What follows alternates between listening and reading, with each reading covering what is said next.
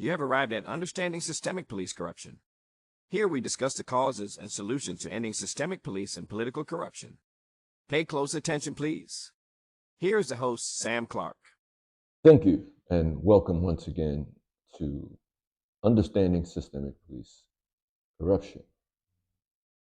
And today's discussion will be New York Police Department Police Commissioner Jessica Tisch to protect problem officer. Now, according to published reports, one of them being CBS News, the family of a man killed by New York Police Department officer in 2019 calls for his firing after the commissioner disagrees with the judge. Now, Allan Feliz was fatally shot by New York City Police Department officers during a traffic stop.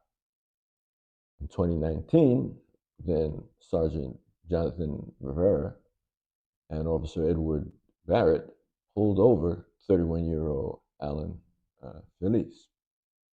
And this was in the Bronx for failing to wear a seatbelt. However, there is some dispute as to whether he was actually wearing that, at the time. The officers ran his ID and discovered he had an arrest arrest warrants. When the officers moved to pat him down, he tried to drive away, according to reports. And one officer, Officer Rivera, deployed his taser and then lunged into the car. The car lurched forward, and Rivera shot Feliz in the chest.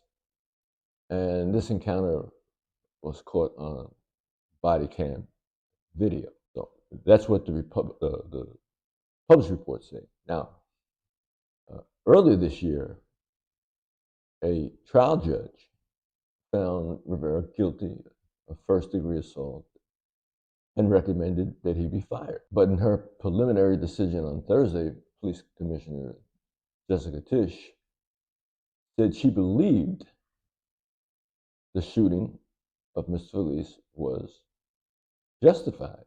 Now, according to published reports, a former lieutenant from the New York State Police Department says it's rare for the New York Police Department commissioner to disagree with the judge's finding in trials like this. Why? I mean, why do they have a citizen complaint?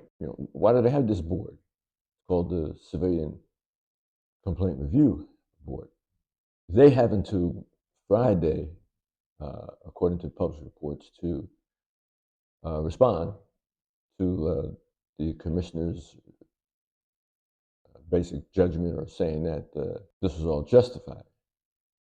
And this is what they plan to do. There's a bigger problem here. If you have these people that are investigating the Civilian Complaint Review Board, and they come up with a finding and they make a recommendation according to the law, that should be it. The police commissioner should have no say in that whatsoever, because that's how this cycle of corruption continues. You have the review board. They investigate. They're doing their job. They have a finding and recommendation. That's it. End of story. It's done. Have the commissioner come in and say, well, I don't think that this happened. That's an insult. That's an insult to that board that worked hard, to their integrity and what have you. Now, also, New York City Police Department Commissioner Tisch had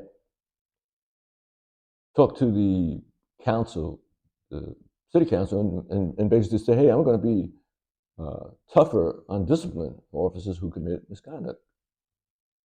I'm going to put my foot down, so to speak. And according to published reports, one by the publication called The City, the New York Police Department has been under the watch of a federal monitor for over a decade after a federal judge ruled in August 2013 that the department had been unconstitutionally implementing its practice of stop and frisk. Surprise, surprise.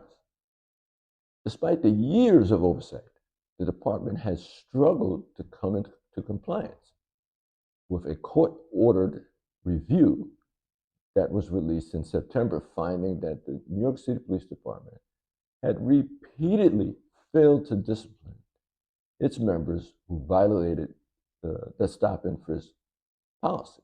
And you wonder why there's corruption. What's the problem?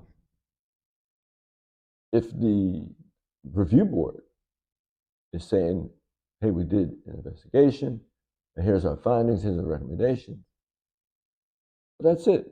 What is the commission interfering? What do they, I mean, I don't know. I don't know if that's a fact, but are the officers being shaken down? Are they being paid? If they pay a certain amount of money, that will relieve them of this disciplinary problem or another. Again, I'm not saying this as a matter of fact because I don't know. But what if? I think it should be investigated. Now, the former New York Police Commissioner, Edward Caban, according to reports, he just unilaterally reduced or just say, forget about discipline for hundreds of officers accused of misconduct at rates higher than any other commissioners. But he resigned when the Justice Department started an investigation looking into his conduct. So this is almost unexcusable. Somebody needs to go to jail from the top. And this is an insult to having a civilian review board. They make a decision, they do an investigation, that's it. The commissioner has nowhere to do with it. If they want to go to a civil court or some kind of appeal through an outside court, fine. But it's out of the hands of the police department because they can't even stop their officers from making unconstitutional stops, for crying out loud. Well, under the circumstances, good luck and stay safe. Like, share, and subscribe. The information in this channel comes from a whistleblowing police lieutenant with more than 25 years of police experience. He is an expert in police procedures, police internal investigations, and discipline. Please stay safe.